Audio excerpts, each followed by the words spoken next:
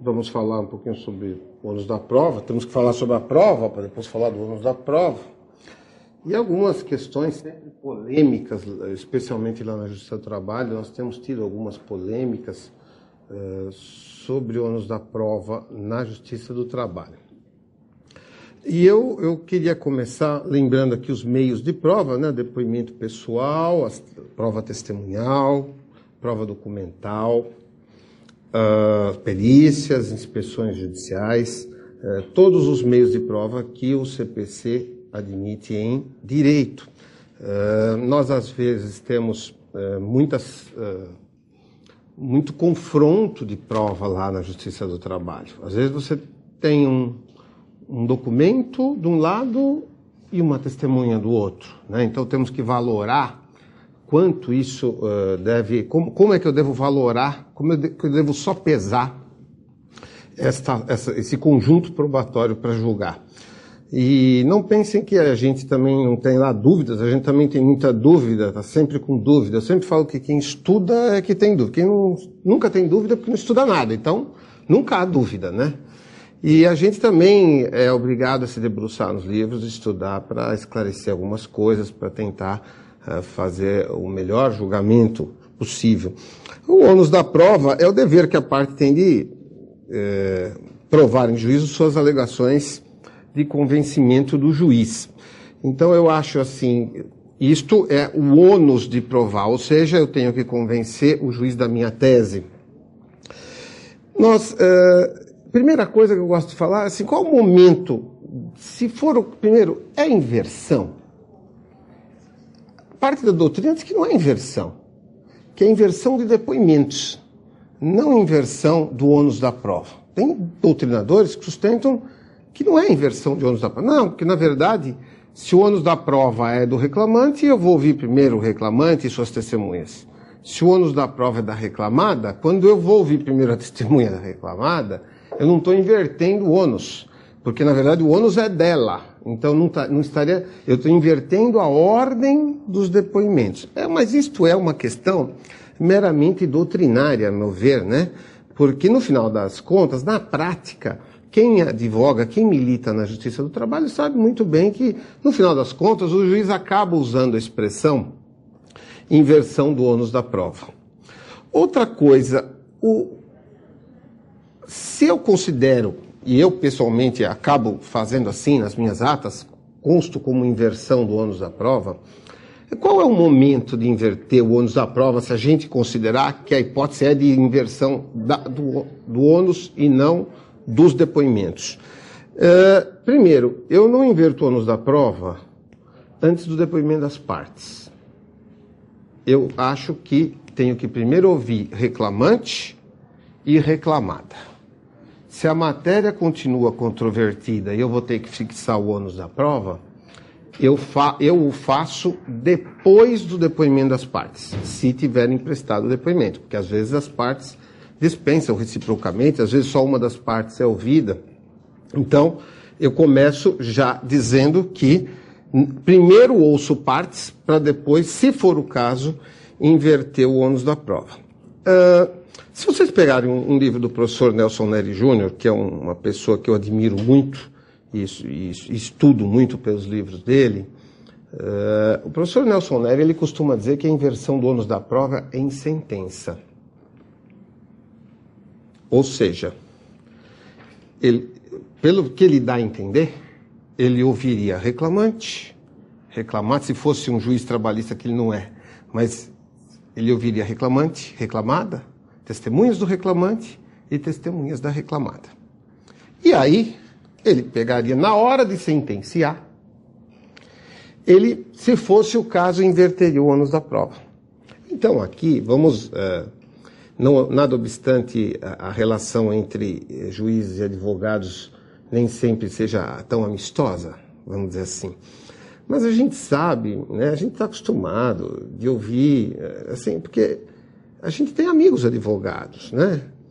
Então, fala, o juiz tal é louco, não sei de onde ele tirou isso. Então, o que eu faço? Eu inverto o ônus da prova em audiência. Por quê?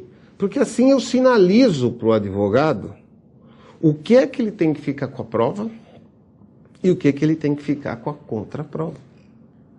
E se o advogado que tinha o ônus da prova não fez, mas pelo menos ele sai da audiência sabendo, perdi, que o ônus era meu e não me desincubi satisfatoriamente.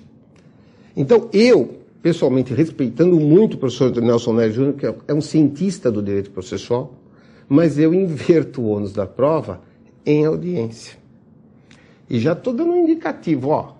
Então, ficou assim, e vou primeiro ouvir, por exemplo, testemunha do réu, para depois, que é ele que está com o ônus da prova, e depois vamos ouvir testemunha do autor. E, nesse ponto, eu acho que eu faço melhor e penso comigo mesmo que talvez eu agrade mais do que fazer inversão na sentença e você chegar à conclusão na instrução que você deixou de fazer perguntas relevantíssimas para o deslinde do litígio. Eu acho que é melhor, penso eu. Outra coisa sobre ônus da prova. O melhor julgamento, isso eu tenho muita consciência, o melhor julgamento não é pelo ônus da prova, mas sim pela busca da verdade real. Porque se eu fixo o ônus da prova para um e a contraprova para o outro, aí fica aquela situação de um faz a prova e o outro faz a contraprova. E eu, se eu demorar para julgar, os advogados vão reclamar que eu não julgo, então eu tenho que julgar. Eu tenho que dar uma solução para aquilo porque eu estou representando o Estado, o juiz, e naquela hora eu tenho que julgar. Eu não acho que o melhor julgamento, nem de longe, é o do ônus da prova. Mas acreditem, há situações onde não nos resta outra coisa. Hoje, por exemplo, eu estava fazendo uma instrução, alegação de cargo de confiança, inverti o ônus da prova. Alegou o fato impeditivo do direito do autor. E eu fiquei satisfeito, porque a testemunha do reclamante, da reclamada foi ouvida primeiro. E eu perguntei, o que o senhor fazia? Gerente de negócio. E o reclamante, o que fazia? Gerente de negócio. O senhor conhece o paradigma fulano de tal? Conheço. O que ele fazia? Gerente de negócio. Agora eu quero só saber uma coisa. Tem diferença nas funções dos três? Ele vira testemunha da reclamada. Não há nenhuma diferença na função de nós três. Eu falei, puxa, eu não preciso mais julgar com o ônus da prova. Eu usei a testemunha da reclamada para condená-la. Então, aí ficou bom. Mas, às vezes, não é isso que acontece. Um faz a prova, outro faz a contraprova. Eu tenho que julgar. Então, eu não gosto de julgar pelo ônus da prova. Mas posso garantir para vocês, há situações que nós não temos saída. Só nos resta fazer isso. Né? Então, é uma situação difícil, complicada, mas não há outro jeito. Outra coisa, a CLT fala que o ônus da prova incumbe a quem alegar. Está lá no 818, isso é o fato constitutivo do direito do autor. E se você pegar lá o 333.1 do CPC, praticamente está repetindo o que está no 818 da CLT. Então, o fato constitutivo do direito do autor está no 818 da CLT e no 333, inciso 1 do CPC. No inciso 2 do 333 é que fala nos fatos impeditivos, modificativos ou extintivos do direito do autor. Aqui já dá uma dúvida, né? Primeiro, às vezes a gente fica vendo a preocupação da doutrina em classificar, mas é impeditivo, é extintivo, é modificativo do direito ao autor. Então, só para pegar um exemplo simplório, né? Vamos pegar o exemplo de horas extras, por exemplo, né? Que é uma coisa que temos lá na Justiça do Trabalho só de segunda a segunda. Pedido de hora extra, né? Então, você alega uma jornada, pede horas extras, vem o réu e diz que ela, de fato, fazia mesmo. E estão todas pagas. Então, é fato extintivo do direito do autor, não tem mais obrigação, né? Ou então, ele diz que fazia horas extras e nunca recebeu. E o réu diz, de fato ele fazia horas extras sim, mas tem banco de horas. Está aprovado pelo sindicato, então isso é fato impeditivo do direito do autor, né?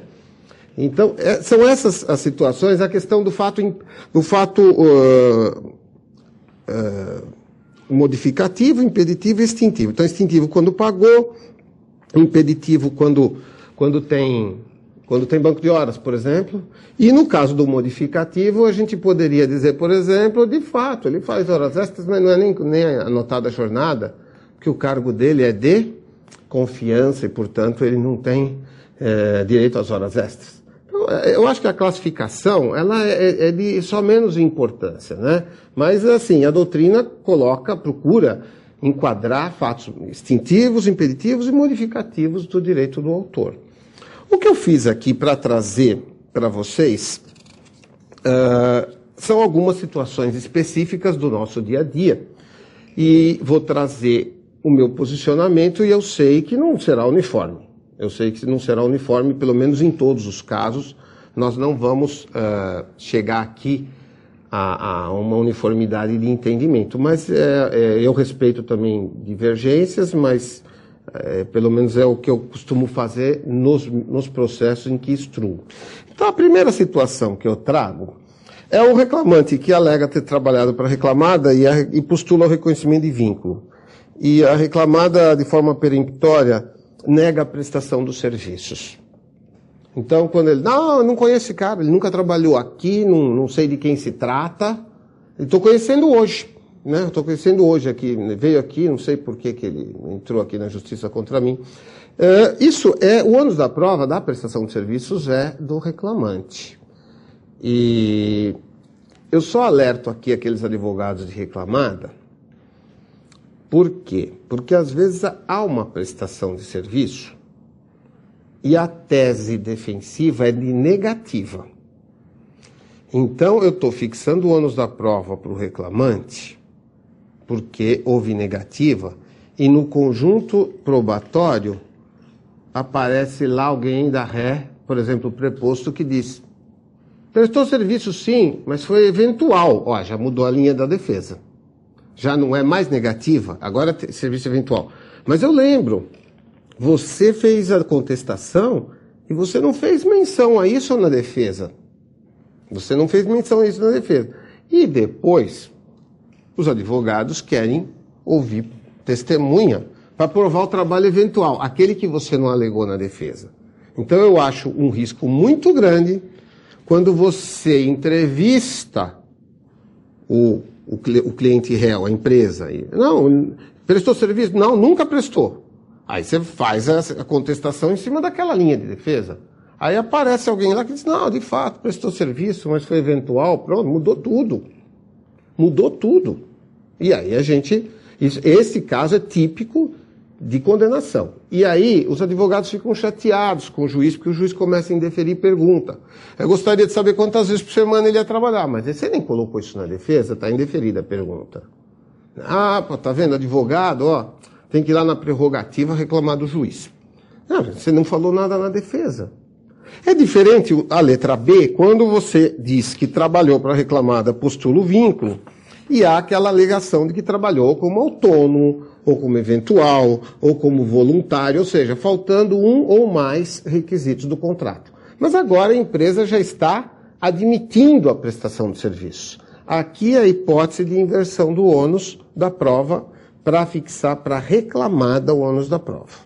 Tá? Então, neste caso, a gente fixa o ônus da prova para a reclamada. Ou seja, está opondo um fato impeditivo do direito do autor, que é a alegação de trabalho eventual, trabalho autônomo, trabalho voluntário ou qualquer outra forma, trabalho em parceria, que a gente vê muitas vezes lá, né? Outra forma de prestar serviço que não a condição de empregado CLT. Outra coisa que eu tenho notado que tem sido recorrente na Justiça do Trabalho são aquelas alegações no pleito de equiparação salarial, onde se o réu chega lá, então, o paradigma produzia muito mais que o reclamante, produzia muito melhor. E a súmula 6 do TST já pacificou o entendimento. Quem alega fato instintivo, impeditivo ou modificativo do direito do autor, o ônus lhe cabe. Súmula 6, item 8, lá do TST.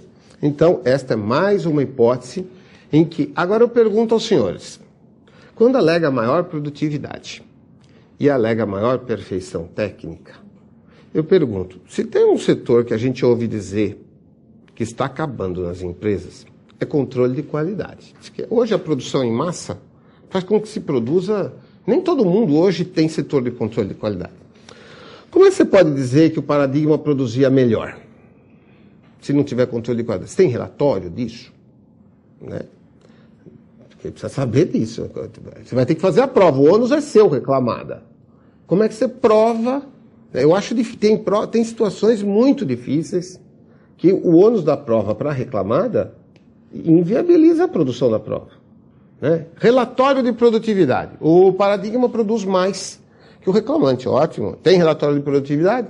Pergunta se alguma empresa junta relatório de produtividade com a defesa. Ninguém junta isso. E alega. Está lá. Não, produz mais e melhor que o reclamante. E o relatório de produtividade, cadê? Ah, então, não temos relatório. Então, você não fez a prova. Não se desincumbiu. Agora, eu já adianto a vocês. A súmula 6 é clara no item 8. Se você alegar que a produção, que o Paradigma produz mais e melhor, reclamada, o ônus da prova é seu. Você vai ter que fazer essa prova. Olha, dificilmente eu vejo alguém se desincumbir desse ônus.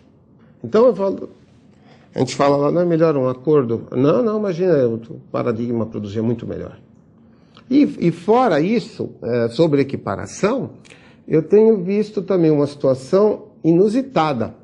Ele diz, o Paradigma produzia mais, a produtividade do Paradigma é maior, porque a clientela dele é diferenciada. Falei, troca a clientela para você ver se o outro não vai produzir mais também. Então, gente, aonde que está escrito na CLT que a diferença de atendimento de cliente implica no não reconhecimento? Eu dou melhores clientes para um e piores clientes para outro. É lógico que aquele que eu dei os melhores clientes, os mais potenciais, a produtividade dele vai ser maior por causa do tamanho do cliente. Eu falei para o advogado hoje, o senhor vai fazer essa pergunta mesmo? Porque eu vou desconsiderar na sentença, porque isso não tem a menor importância se o cliente é maior ou menor atendido pelo reclamante ou pelo Paradigma. Então eu acho que nem assim você consegue se desincumbir satisfatoriamente desse ônus que está atribuído na súmula 6, item 8 do TST. O que mais que nós temos aqui? O reclamante alega ter sido injustamente despedido pela reclamada e a reclamada, por sua vez, nega o despedimento. Pela súmula 212, o ônus da prova é da reclamada. Há um princípio de direito do trabalho que diz que é o da continuidade da relação de emprego por força da natureza alimentar do salário. Então, a presunção é que ninguém trabalha por tempo determinado, ninguém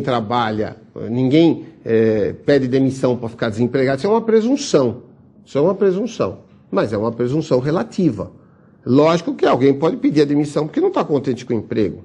Agora, se houver controvérsia sobre a forma de desligamento, o reclamante diz que foi despedido, a reclamada nega o despedimento, eu digo para vocês, pela súmula 212, eu vou ter que inverter o ônus da prova e o ônus da prova vai ser da reclamada. Nesses casos eu tenho confrontado provas documentais e provas testemunhais.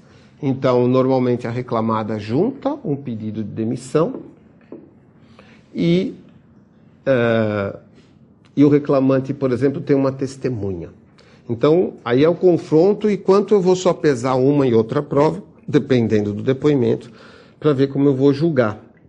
É lógico que, às vezes, a gente afasta o pedido de demissão e, às vezes, a gente confirma o pedido de demissão, dependendo do conjunto probatório. Esses casos que eu andei afastando, ficou meio que nítido que havia pedido de demissão. E sem mácula, sem coação, sem nada. E depois ele chegava lá alegando que foi mandado embora.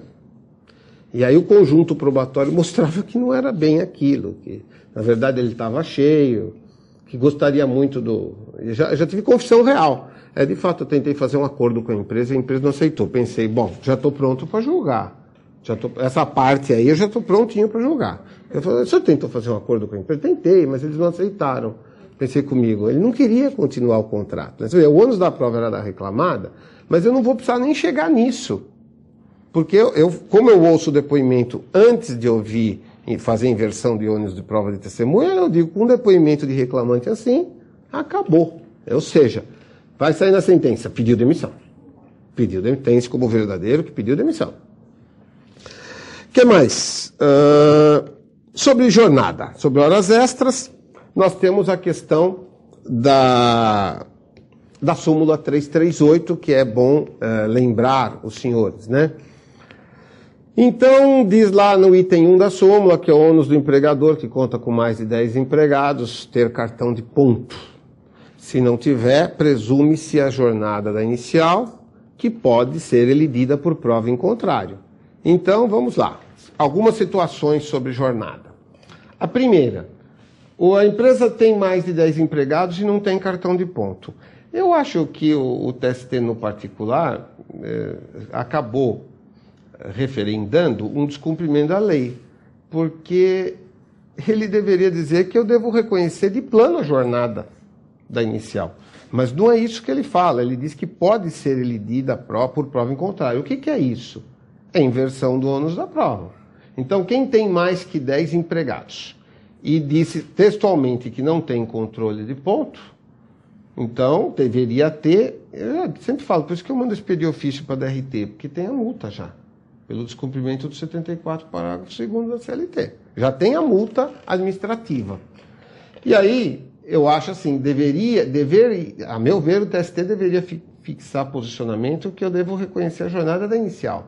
E ele diz, deve reconhecer a jornada inicial, mas que pode ser elidida por prova em contrário. Então, neste particular, é caso de inversão do ônus da prova. Tem mais que 10 empregados e não tem controle de ponto.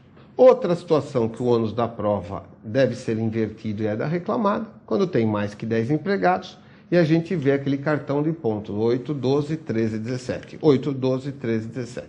De ponta a ponta, mês inteiro. Então, o que a gente vai fazer? Pela própria súmula, vou desconsiderar o cartão de ponto, né? E vou fixar o ônus da prova para a reclamada, porque o cartão de ponto é imprestável, certo? E é caso também de inversão do ônus da prova, não tem jeito. Aliás, está dando a maior polêmica sobre a portaria 1510, porque agora prorrogaram até a entrada em vigor da portaria, porque o fabricante não tinha máquina de ponto para vender. Essa é a história que me contaram. Faltou máquina de ponto no mercado. Acredite, né? Então, cadê a máquina? Não tem, estamos fabricando. Porque todo mundo, a rigor, teria que se enquadrar naquilo. Outra coisa sobre jornada ainda. Se a empresa tem menos que 10 empregados e não tem cartão de ponto, aí o ônus da prova é do reclamante, não vou inverter. Porque se ela não estava obrigada, o reclamante vai ter que provar com testemunha. E a reclamada vai trazer testemunha também para fazer a contraprova, não resta outro jeito. O mais interessante nessa questão 10 empregados é que parece que 10 é um número cabalístico que ninguém quer falar. E aí, reclamante, quantos empregados tinham lá? 11. Reclamada, quantos empregados? 9. Não passei de 9. Ninguém quer falar 10. Parece que 10 dá algum problema, né? Então, já adianto a vocês que nós já temos hoje como acessar o Ministério do Trabalho, o site, para ver o CAGED. E com o CAGED dá até para ver na hora se tinha 9, se tinha 11. Né? E o CAGED é aquela movimentação mensal de entrada e saída de empregados e o saldo que fica ao final de cada mês. Então, nós estamos começando a usar umas ferramentas que estão permitindo, porque, de repente, eu preciso fixar o ônus da prova, tá vendo? E não sei de quem é, porque a reclamada diz que tinham 9, por isso que não juntou o cartão, o reclamante diz que tinham 11, e aí nós nunca vamos saber. Mas ainda pode ter um problema nisso tudo. Imagina que a reclamada tenha 9 empregados e 3 sem registro. Pronto, tem 12, mas tem 3 que não estão registrados. E o CAGED vai informar 9 e não 12. Tá vendo os nossos problemas? E tudo isso Tudo por conta disso, para como eu vou fixar o ônus da prova. Né? Porque tenho que fazer isso de qualquer jeito. Então, empresas com menos de 10 empregados. Outra coisa, a empresa que tem menos de 10 empregados, se ela juntar o cartão de ponto, que às vezes tem umas que tem livro de ponto, vale o que juntou. Então, eu vou considerar válido o documento. Tem empresa que junta. Tem menos que 10, mas tem controle. Até porque tem umas que estão naquele limbo, né? Um mês, verdadeiramente falando agora. Estão com 8. Depois ele contrata mais 2, está com 10, até aí não precisa. Depois o mês que vem ele contrata mais 3, pronto. Agora ele já está com 13. Então quem anda nessa margem aí, melhor coisa a fazer é controlar a jornada. Né? Porque você não sabe que mês você vai estar dentro ou fora da lei, quando você está nesse limbo aí. Que mais? Outra coisa, o reclamante alega ter trabalhado na função de gráfico, por exemplo, e a empresa fala que ele era auxiliar de serviços gerais. Ele vai lá, pede diferença salarial. Como há registro, foi anotada a carteira, eu tenho o hábito de fixar o ônus da prova ao reclamante. Ou seja, tem a carteira anotada e o que ele está discutindo é a função dele, que seria diversa, atuando, por exemplo, em desvio de função. Ele vai ter que fazer essa prova de que ele não trabalhou como auxiliar de serviços gerais, trabalhou como gráfico. Para mim, o ônus da prova é do reclamante. Outra coisa que temos visto na Justiça do Trabalho, que eu não deixo perguntar, os senhores me perdoem, talvez joguem alguma praga em mim, lá do lado de fora da sala de audiências, não sei. Mas tem advogado que quer fazer prova de pagamento com testemunha. E, eu gostaria de saber se ele recebeu tal coisa. Eu falei, então, mas o senhor juntou aí na defesa o recibo? Se juntou o recibo, está pago. Se não juntou o recibo, não está pago. Se pagou e não juntou o recibo, para o processo, você não pagou. Mas eu tenho certeza que eu paguei. Então, agora vai pagar de novo. Mas eu perdi o recibo. Puxa, mas devia ter sido mais cuidadoso com os recibos. Porque, como se prova pagamento? Código Civil fala recibo. CLT, artigo 464, recibo.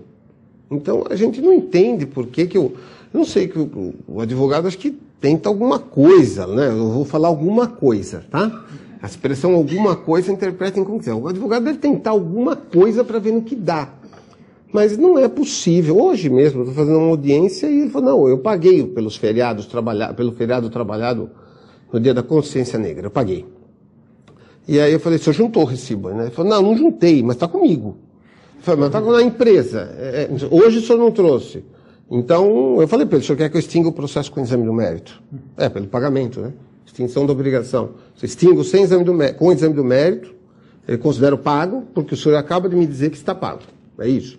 E ele não está entendendo que eu vou condenar de novo. A hora que eu fizer a sentença, vai ter condenação de novo.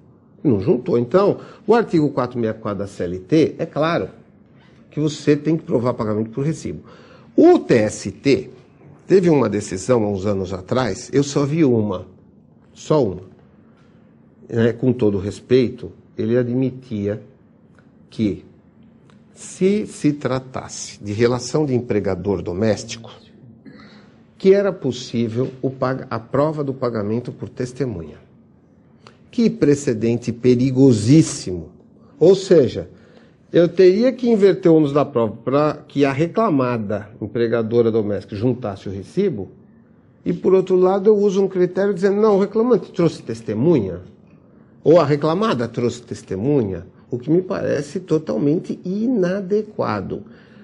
Eu fiquei contente de ter visto só uma decisão nesse sentido. Só uma eu vi. Depois nunca mais eu vi. Né? E na época eu fiquei preocupado. O argumento do TST foi no sentido de que tratava-se de um empregador sui generis, que não conhece como funciona uma empresa. Que uma empresa sabe que tudo que sai do caixa, ela tem que ter um recibo, uma nota fiscal. Mas o empregador doméstico, eu pensei comigo, ele devia saber exatamente a mesma coisa. Né? Então, chegou ao TST um processo desse, e naquele voto, naquele acórdão, o TST considerou que prova testemunhal servia para provar pagamento, né? Aí a empregadora doméstica leva uma comadre dela lá, né? Que diz que frequentava a casa dela todos os dias e viu pagando. Está quitado. Gente, né? Não dá. Então, senhores me perdoem, aqueles que fazem audiência comigo sabem que eu indefiro este tipo de prova de advogado de reclamada. Não deixo fazer essa prova. Quer que consta na ata? Consta na ata. Afinal de contas, a ata não é minha, não tiro do processo, não levo para casa e não durmo com ela. Quer que consta? Eu vou constar. Agora, deixar responder essa pergunta, não deixo. Tá? Agora eu estou trazendo um que vai também dar alguma polêmica. Quem tem o ônus de provar que o fundo de garantia está depositado? De quem é o ônus? Eu digo o seguinte, nós temos um marco divisório aí, que é a Lei 8.036, de 90. Até a Lei 8.036, de 90, nenhum trabalhador tinha acesso à conta vinculada do fundo de garantia. Nenhum. Até porque, se lembrarem, não era nem centralizado, né? Foi com a Lei 8.036 que centralizou tudo na Caixa Econômica Federal. Mas até então, era no banco escolhido pelo empregador o depósito na conta vinculada do fundo de garantia. Com o advento da Lei 8.036,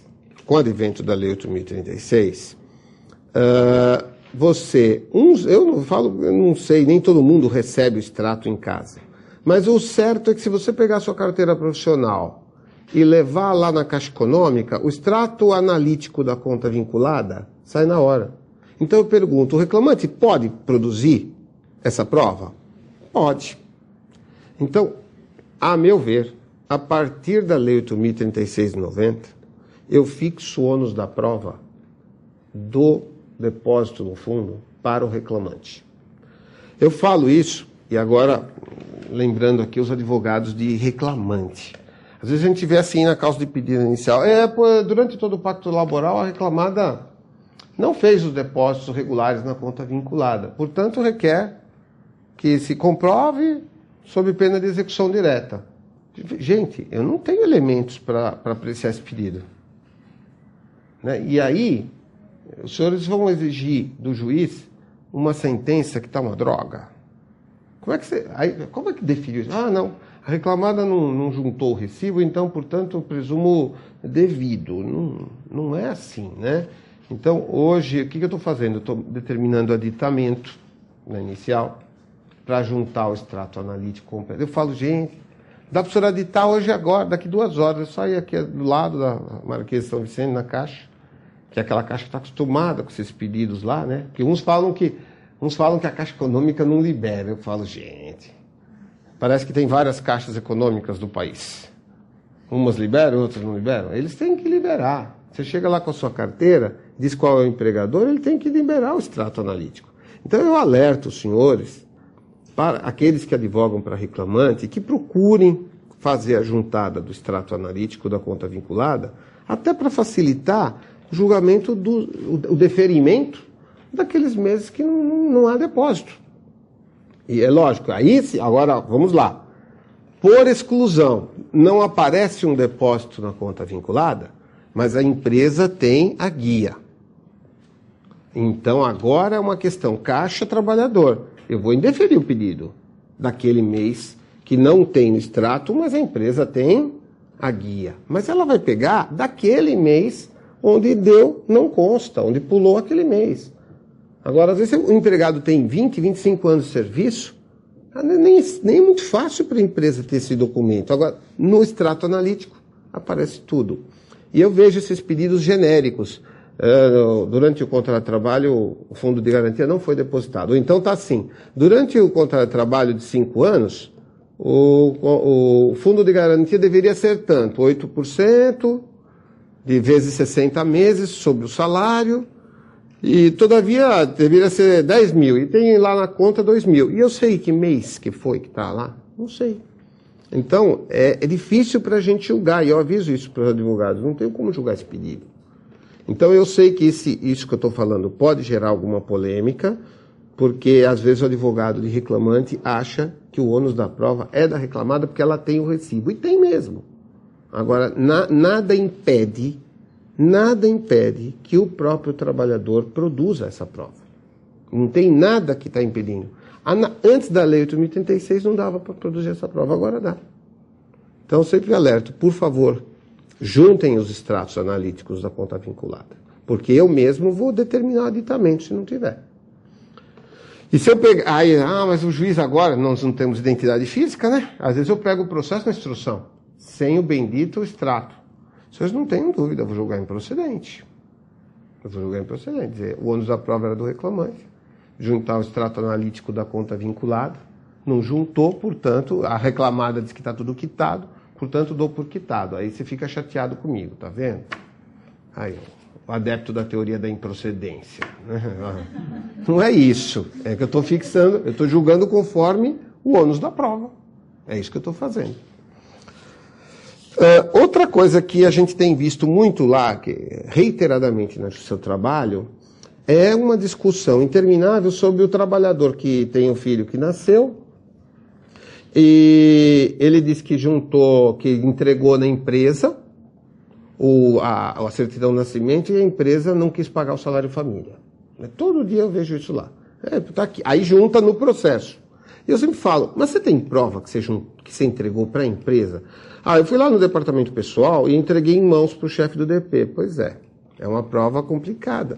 Qual seria o motivo que a empresa não pagaria algo que ela pode se ressarcir junto à autarquia previdenciária? Qual o motivo que a empresa não gosta do empregado? Eu não gosto desse cara, tenho raiva dele, portanto tudo que eu puder eu faço para prejudicá-lo. Não é nada disso. Na verdade, ele não paga muitas vezes porque ele não tem esse documento. E se ele tinha o documento e não pagou, ele errou. Ele errou. Vai ter que ser indenizado no processo. O que eu costumo dizer é que eu acho que quem faz a entrega desse documento devia fazer mediante recibo. Era a melhor coisa, né? Eu já falei isso para colegas advogados que trabalham, que militam na área sindical. Eu falei, vocês não conseguem, coloca uma cláusula convencional que só vai entregar mediante recibo, né? Atestados médicos, adulterados, né? Quem que adulterou? Não sei. Eu entreguei sem adulterar. Agora está vindo aqui, a reclamada está juntando aquele adulterado. Fica aquele disque. Então, se você entregasse mediante recibo, atestados médicos com afastamento, certidão de nascimento, tudo mediante recibo de nascimento de filho, ficaria muito mais fácil de você produzir essa prova. Porque, para mim, o ônus da prova de quem que entregou a certidão de nascimento na empresa é do reclamante. E eu fixo a cargo do reclamante. E se ele não faz essa prova, eu julgo improcedente o pedido. O que mais que eu... Oi. Doutor, mas às vezes o reclamante nem sabe dessa questão de entregar o recibo. O mediante recibo? Então, então a colega coloca. Mas às vezes o trabalhador não sabe que para se garantir, né, quem sabe é o advogado, né, que se acautela de tudo, né? Mas o trabalhador simples não sabe. Eu não acho que esse papel seja o do advogado. Eu acho que esse papel devia ser do sindicato. Por isso que eu falei de sindicalistas, advogados que atuam para sindicato, amigos meus. Falei, tá vendo? Vocês não provam que entregaram atestado sem rasura. Vocês não conseguem... Aí fica difícil. Vocês não conseguem provar que entregou a certidão de nascimento para receber o salário família. Aí o juiz fixa o ônus da prova para o reclamante pelo 818, e aí o advogado fica chateado que o pedido é julgado improcedente. Agora eu fico pensando, mas por que a empresa não haveria de pagar, hein? Ela vai se ressarcir. Então eu não acho que seja um papel do advogado fazer essa orientação. É um papel do advogado do sindicato, do sindicalista lá. Ele que devia orientar, né? Porque eles cobram um dia de todos nós por ano, que é para trabalhar em prol de você, não é? Então, por que não fazer um trabalho de conscientização do trabalhador mais simples? Eu concordo com você. Eles não sabem que, eles não se acautelam, né? de entregar as coisas mediante recibo. É verdade o que você está falando, mas devia ter uma orientação para ser diferente, né? E ninguém faz isso. Ninguém cuida de orientar. Né? E eu acho que isso também você não avança desse jeito. Né?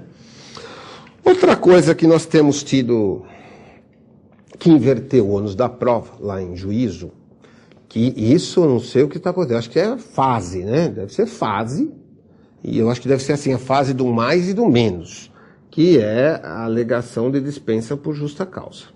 Nossa, mas está demais na Justiça do Trabalho, estão demais as dispensas por justa causa. Eu lembro a vocês, né, que é uma pena, a pena máxima aplicada para o empregado. Então, ou você tem uma prova robusta da justa causa, ou você despede sem justa causa. A minha estatística pessoal, estou falando pessoal, dá em torno de reversão de 90% das justas causas. Eu reverto entre 80% e 90% das justas causas aplicadas que eu pego. Por quê? Porque você não tem prova, né? Aí eu fico pensando, vamos dar um exemplo aqui que tem acontecido muito. Foi mandado embora por desídia. Ótimo. Então, aí eu abro a contestação lá, aplicação da justa causa por desídia. E as outras punições, hein? Não, eu apliquei a desídia, uma punição só, pode pegar, a doutrina é toda uniforme, ninguém fala diferente. A desídia é uma justa causa diferente. O que você faz? Você vai gradando a pena para cima. Começa com uma advertência verbal, começa com uma advertência escrita, pula para uma suspensão de 1 dia, pula para uma suspensão de 3 dias, daqui a pouco você chega na justa causa. Eu perguntei, e as punições do reclamante? Não, foi só da justa causa. Eu falei, tá bom. Aí ele ficou chateado. Está revertida, hein? Está revertida. Mas o senhor não deixou nem eu fazer a prova? Mas o senhor não vai conseguir provar, porque nem documento de advertência, suspensão, o senhor não juntou. Então eu já estou adiantando, está revertida a justa causa. Né? Aí ficou chateado. Porque o ônus da prova é da empresa que alega fato impeditivo do direito do autor de receber as rescisórias do desligamento injusto. Eu nunca vi como estão as coisas neste particular. Aproveito a propósito para lembrá-los da lei de dezembro, que revogou o artigo 508 da justa causa do bancário, hein? Não temos mais justa causa do bancário por dívidas legalmente exigíveis e não pagas. Não existe mais 508 na CLT. Acabou. Tá? Foi uma lei de dezembro que acabou com o artigo 508, que, aliás, não tinha muita lógica. Qualquer um podia ser devedor que não perdia emprego. Se fosse o bancário, perdeu o emprego. Cadê, né? Não tem lógica isso, né? Então, acho que o lobby bancário aí foi forte lá no Congresso e reverteram esse artigo 508. Todas as CLTs nossas estão desatualizadas, só para lembrá-los. Então, nós estamos vivendo um período de muita justa causa. Nunca vi. E aí, na hora, eu já, ouvidas as partes, já inverto o ônus da prova em audiência, né? Outra coisa, né? Eu inverto o ônus da prova de uma justa causa. Reclamada, testemunho, não tem. Então, a reclamada não tem testemunhos. Se desincumbiu? Não. Por que o advogado do reclamante quer ouvir testemunha? Diz para mim, digam para mim, por favor, que eu preciso entender. Porque eu sei, vocês falam, não, acho que o juiz pode ser louco, não sei, tem algum desvio de comportamental lá. Vai que ele inverteu o ônus, mas não tem testemunha, mas ele vai julgar procedente a justa causa. Se eu inverter o ônus, a reclamada não tem testemunha, por que o reclamante vai precisar contraprovar o quê? Mas eu gostaria de firmar o posicionamento, né? Mas de repente a sua testemunha fala alguma coisa que não devia falar.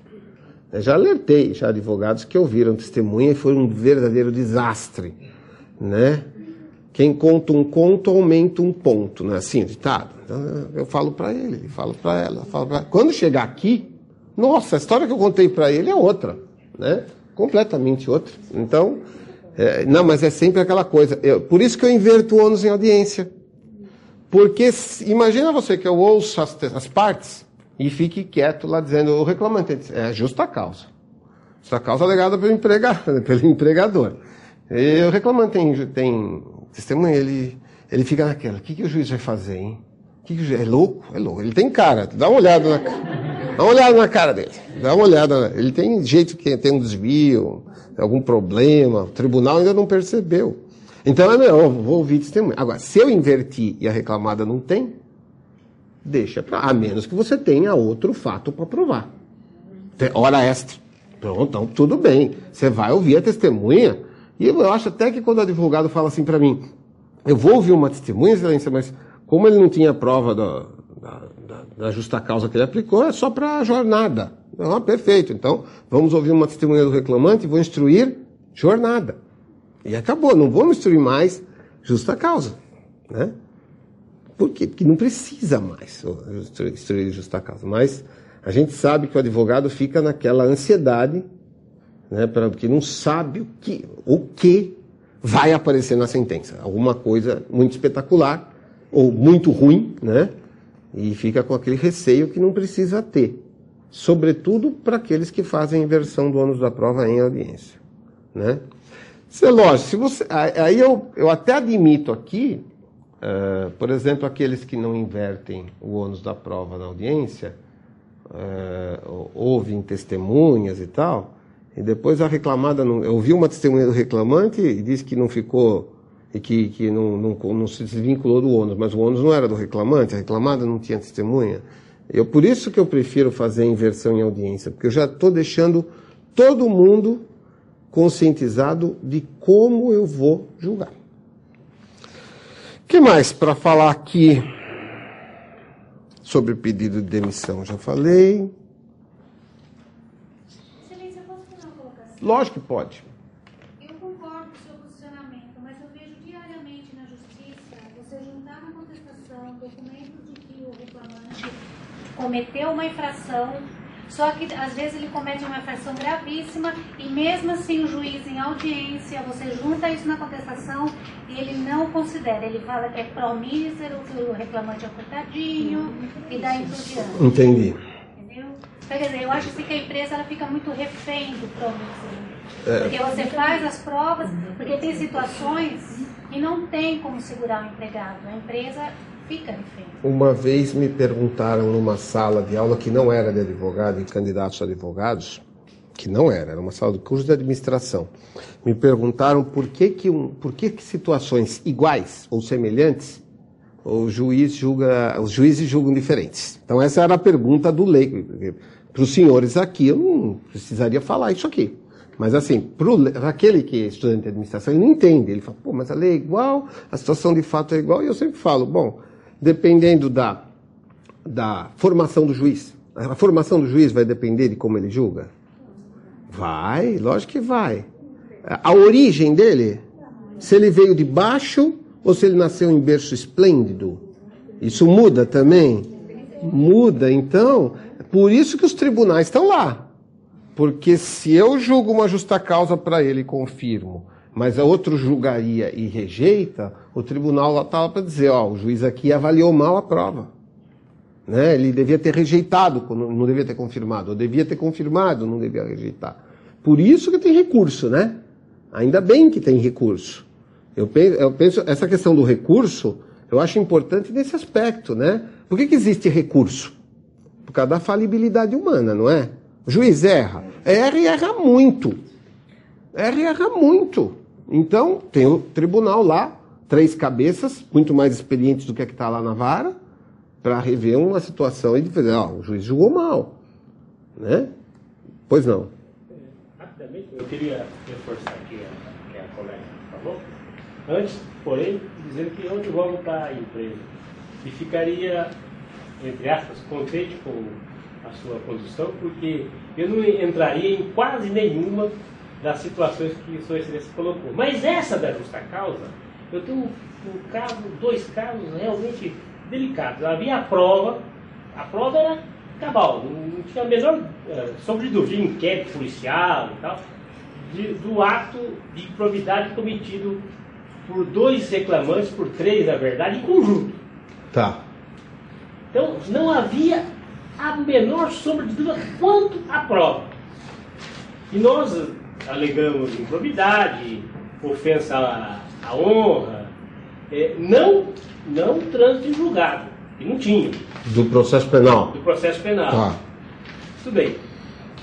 Um juiz reverteu a justa causa e o outro manteve a justa causa. Mas aí vem a resposta que eu dei para ela, tá vendo? A formação do juiz, a origem do juiz, tudo isso faz com que haja julgamentos diferentes de situações fáticas exatamente iguais ou semelhantes.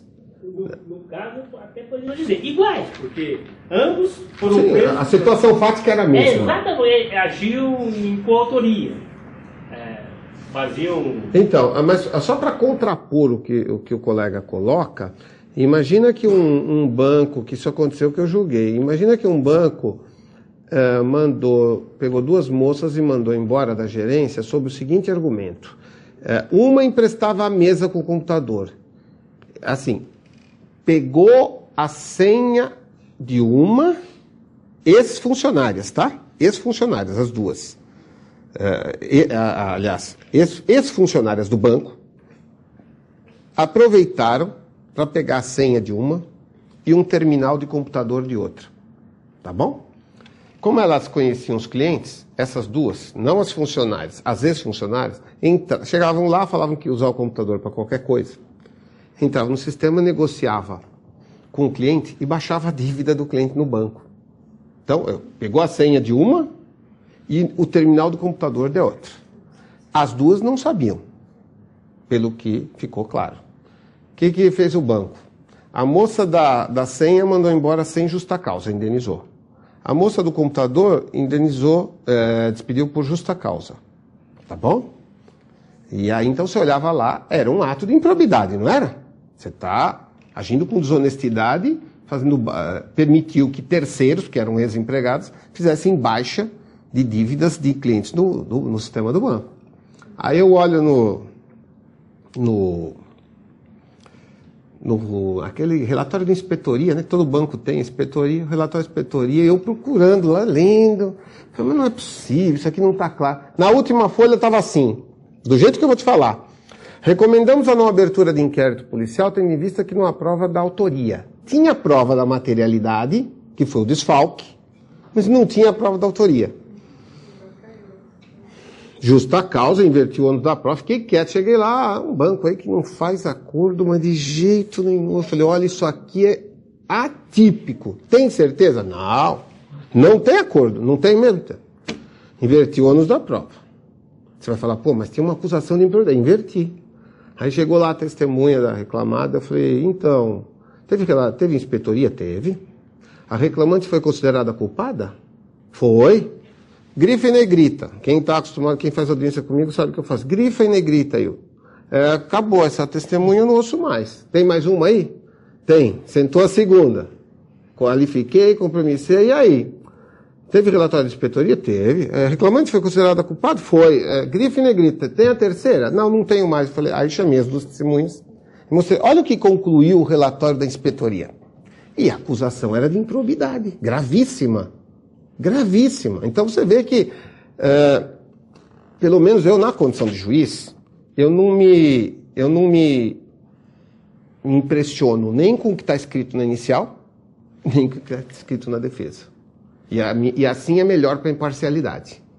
Nem você contar um caso de chorar na inicial, que eu não vou chorar, e também não vou me impressionar com alegações da defesa. E assim eu consigo ser imparcial. Você está entendendo? Então, reverti essa justa causa, onde a acusação era gravíssima, ato de improbidade. No caso que eu relatei, as provas eram exatamente as mesmas. E as provas, não foram em nenhum momento questionadas. Se entendeu que as provas eram corretas. Compreendemos que o juiz, ao julgar, cometeu um grave equívoco. Aquele que reverteu, na sua opinião, aquele que reverteu. Porque disse, olha, não há trânsito em julgado do processo penal. Olha, mas o cartão não foi por isso. Não, até porque eles podem funcionar, eles podem correr para e passo e de forma totalmente independente. É isso mesmo. Contamos com recursos. E não é de São Paulo. Agora, lembrando a você... As provas argumentaram, é exatamente o mesmo. Lembrando a você também que o princípio que vigora é da independência funcional, né? Sim. Então, cada um julga de acordo com a sua consciência. Então, veja só para a gente... todo mundo fala assim, mas o juiz, um julga de um jeito, outro julga do outro. Mas, por exemplo, a questão da súmula vinculante, né? Pois é, outro dia o fulano entrou com um pedido de diferença de adicional de insalubridade. É porque usou o salário mínimo e não usou o salário contratual. Eu virei e falei assim, se eu deferir o seu pedido, vou tomar uma representação lá, porque não estou aplicando a súmula vinculante, tá vendo? Aí ingessa, se tem independência funcional, há reclamações. Um julga de um jeito, outro julga do outro. Se tem a súmula vinculante, eu posso julgar de outro jeito? Então eu falei para ele, aí ele virou e falou assim, eu desisto do pedido. O réu concorda? Concordo. Pronto, acabou. Esse pedido aqui já foi. Vamos pro resto. E foi a melhor coisa a fazer. Gente, não adianta mais pedir adicional de insalubridade com base de cálculo do salário contratual. Se eu deferir, estou descumprindo a súmula vinculante. A súmula 228 está suspensa por uma reclamação constitucional. 6266. Eu até gravei o número, para não esquecer. Né? Então não adianta, eu não vou poder julgar. Aí está engessado. Aí você vai reclamar que está engessado. Uma hora reclama que um julga de um jeito, outro julga do outro.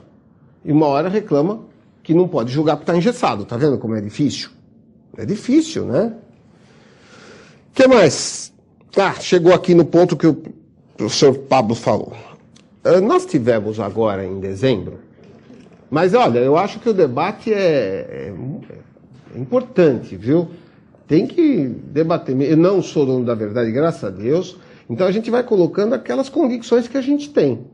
Eu acho que é difícil mesmo advogar. Às vezes você está pro lado da reclamada, é difícil. Mas vejam que quantas situações aqui que eu fixei o ônus da prova para o reclamante.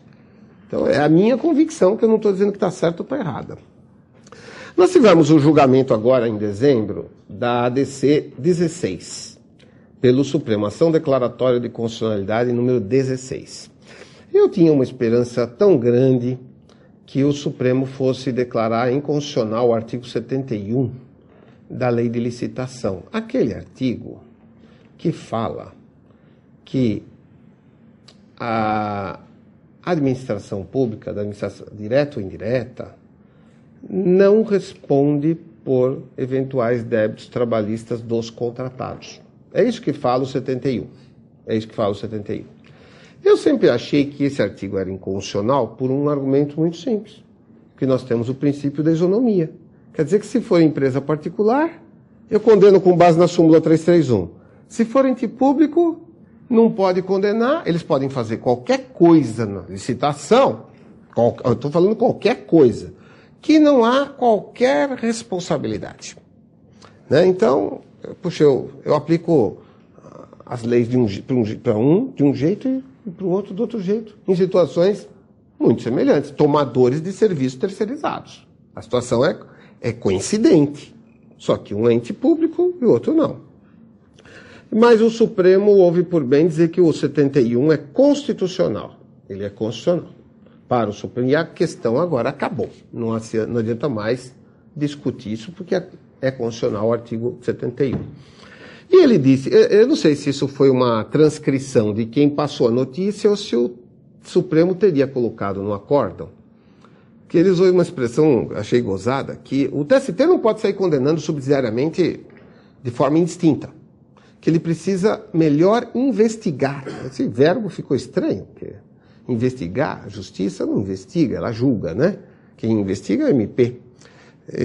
Então tem que investigar melhor se houve ou não houve a fiscalização do contrato. Basicamente é isso. Então, considerando o julgamento da ADC, os colegas juízes começaram a debater sobre como é que vamos resolver sobre a definição da responsabilidade do tomador quando for ente público. Então eu comecei a ver o seguinte, que primeiro, que aqueles que têm ações contra terceirizadas e tomadores entes públicos, sabem muito bem que, quando muito, o que o ente público junta é o contrato. Só. Mais nada. E eu digo, bom, o contrato só prova aquilo que o reclamante já falou no inicial, que ele prestou serviço, que ele foi empregado da terceirizada e prestou serviço na tomadora. Às vezes não prova nem isso, porque pode não ter sido aquele trabalhador que foi na tomadora. Aliás, isso é uma alegação de defesa dos tomadores. Não, mas eu não conheço ele, não sei nem se ele foi lá. Porque, afinal de contas, o contrato meu era com a empresa e tal. O que eu quis dizer para vocês é o seguinte, se eu tenho que, vamos, aspas, investigar melhor se houve ou não houve fiscalização no contrato, eu não posso atribuir ao reclamante uma prova negativa de provar que não houve fiscalização. Ao contrário, é o tomador que vai ter que fazer a prova da fiscalização do contrato. Eu falo isso porque tomadores, sejam empresas particulares, sejam entes públicos, nenhum deles leva, por exemplo, uma testemunha. Você coloca lá no contrato assim, então vem lá o pessoal, chama o jurídico, chama você lá e fala, o seguinte, tem um contrato aqui de terceirização, vê a cláusula aqui, aí você coloca, né, a contratada é que se responsabiliza por todos os encargos trabalhistas, previdenciários e fundiários.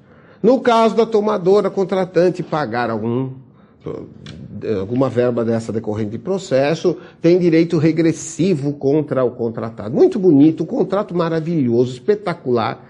Quando a contratada está quebrando, vê se você consegue usar o seu direito regressivo e fazer eles pagarem. Não, porque eles já estão quebrando, não tem mais como pagar.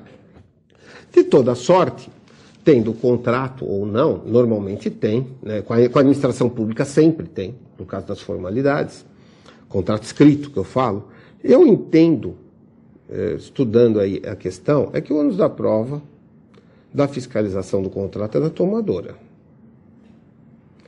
E por isso que da ADC 16 para cá, eu só alterei os meus textos de sentença, mas continuei condenando da mesma forma. Sabe por quê?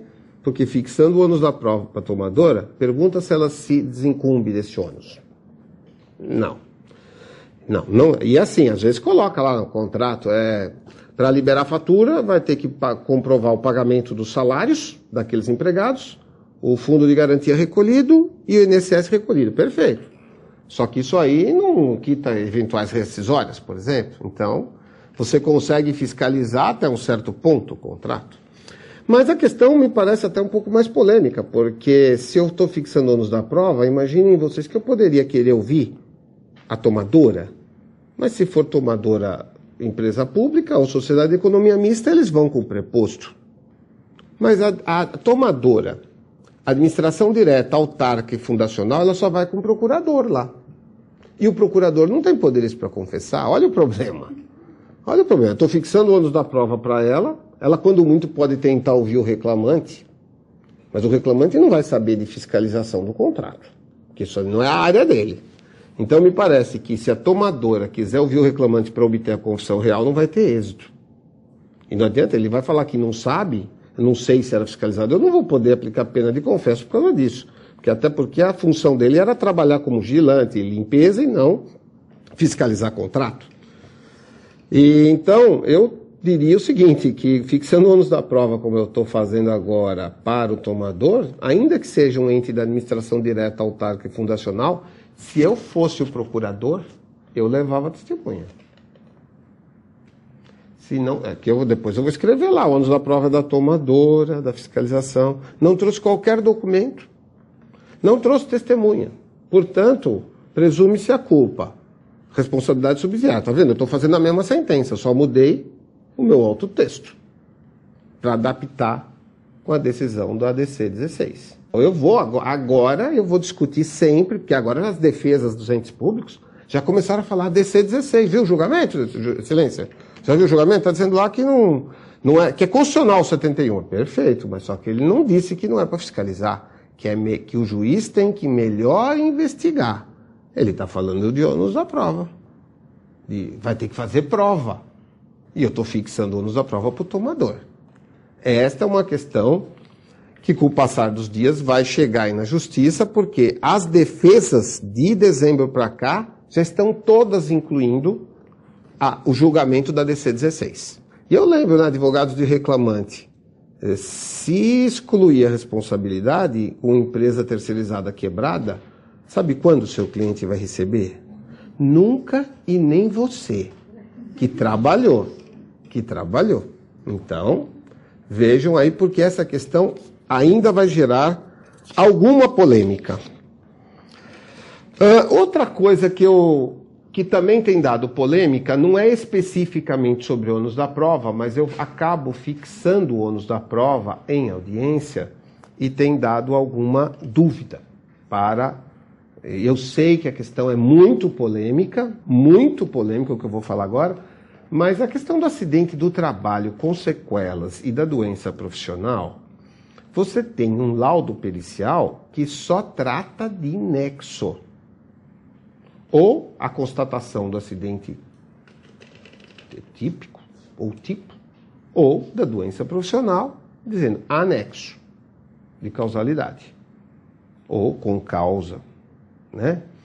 Agora, o que está no artigo 7º, inciso 28 da Constituição, é que as ações acidentárias contra o empregador dependem da prova de dolo ou culpa.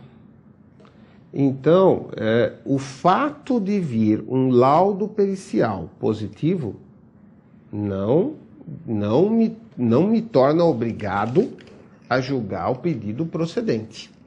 Não me torna obrigado a julgar o pedido procedente. Porque eu estou falando, o que eu faço? Com o laudo positivo, eu estou fixando o ônus da prova em audiência para o reclamante, e deixo claro. Não tem nada a ver com o nexo. Porque o advogado do reclamante, ele fica com a nítida impressão que a responsabilidade é objetiva. Só que, se eu considero que a responsabilidade é objetiva, eu não dou aplicabilidade para o 7º 28 da Constituição, que fala que a responsabilidade é subjetiva. Então, eu já estou adiantando, eu acabo fixando o ônus da prova para o reclamante. Como? Por exemplo, testemunha. Quando é doença profissional de LER, eu costumo perguntar, e aí, tem parada lá? Ou trabalho é contínuo? Tem parada? Não, só o almoço. Então, é uma tendência de eu considerar a culpa da reclamada porque ela não faz... Tem ginástica laboral? Tem reclamante que não sabe o que é isso, né? Ginástica, você fala ginástica laboral, ele não sabe o que você está falando. Você tem que explicar que é exercício. Se for alguma coisa que você trabalha com a mão, aquele exercício da bolinha, você não entende o que você está perguntando, né? Então, eu costumo perguntar se tem aquelas paradas extras além do intervalo, se tem ginástica laboral, para sentir se houve culpa da reclamada.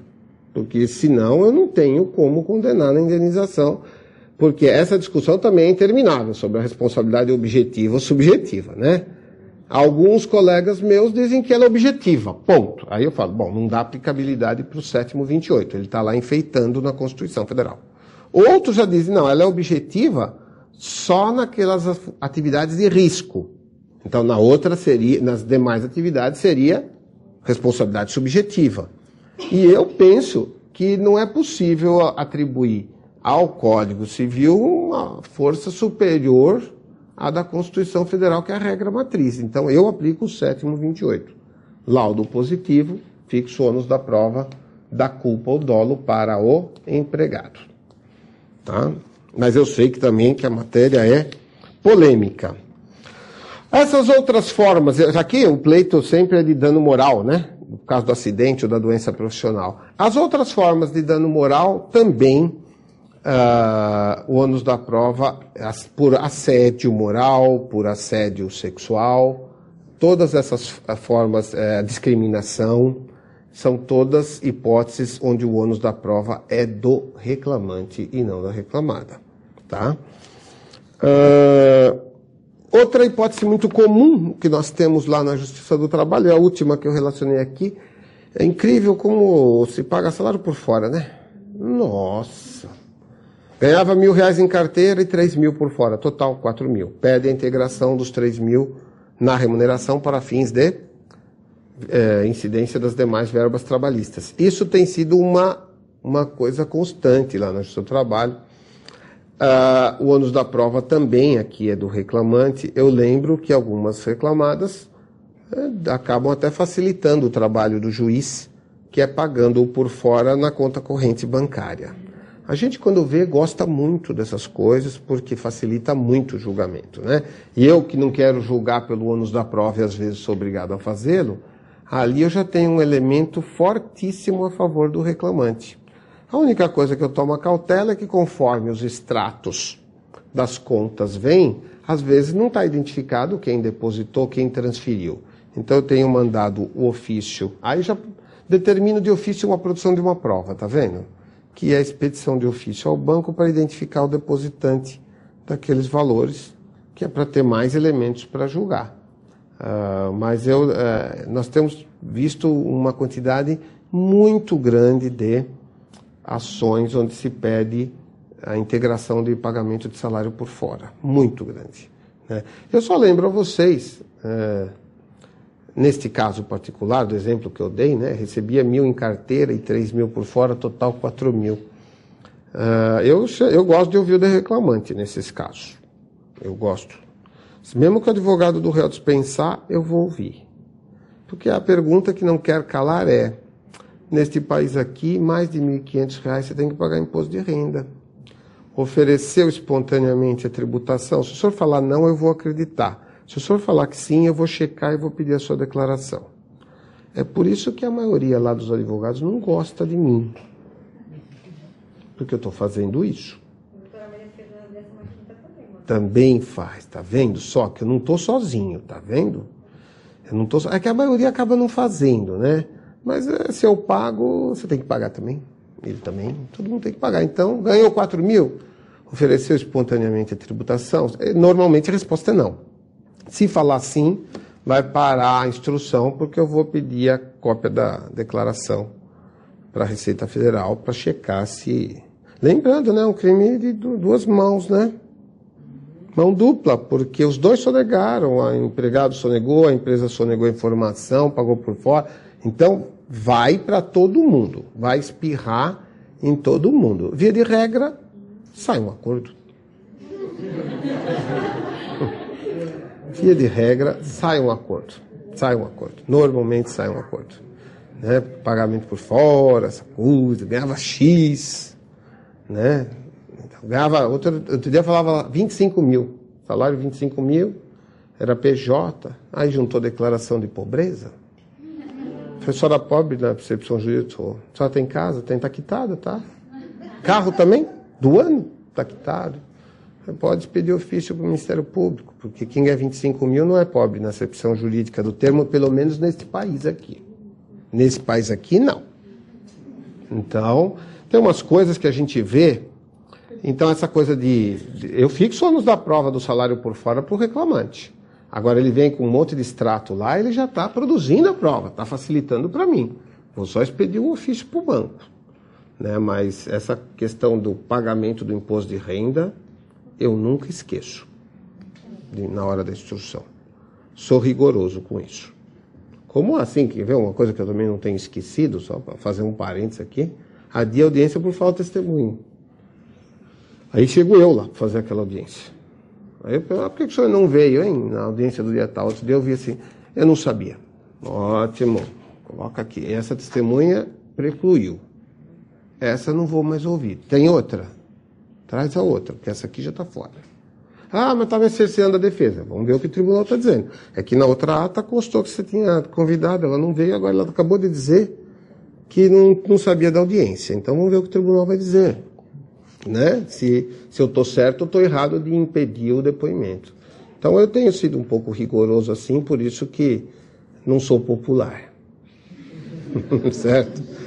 Eu trouxe estas situações e não sei se o professor Pablo quer fazer algum comentário sobre o que eu falei aqui, alguma coisa, ou se vamos deixar as perguntas para... Não, agora tem um intervalo, depois também tem umas perguntas que vieram ainda da aula lá de aquela questão da hipoteca e o crédito trabalhista, que também a gente vai voltar. Só umas questões aí que fizeram.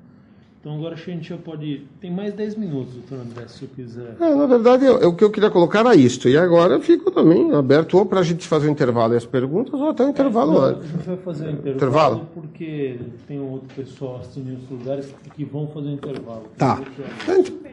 Pode? Não, Pode. Se quiser fazer alguma colocação agora, tem 10 minutos aqui, mas depois vamos abrir para as perguntas. Nesse uma audiência que eu estava fazendo com o senhor, eu estava pela reclamada e a reclamante dizendo que tinha voltado esse trabalho para fazer o exame de retorno e a reclamada impediu ela de entrar na empresa. Ela não pôde entrar na empresa, coitada, ela ficou sem emprego, sem nada, teve que bater as portas da justiça, né?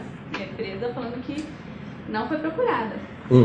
E aí o senhor ouviu o depoimento pessoal e ela se contradisse em vários aspectos. E aí eu lembro do senhor falar assim, olha, separe esse processo, eu não vou admitir nenhum tipo de... Porque a gente fez proposta de acordo para ela no início da audiência.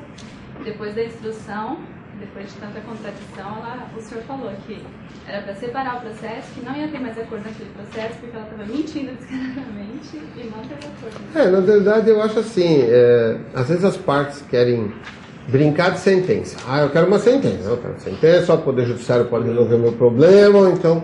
Depois você olha a sentença e não gostei de brincar de sentença. Agora não quero mais a sentença. Vamos fazer um acordo?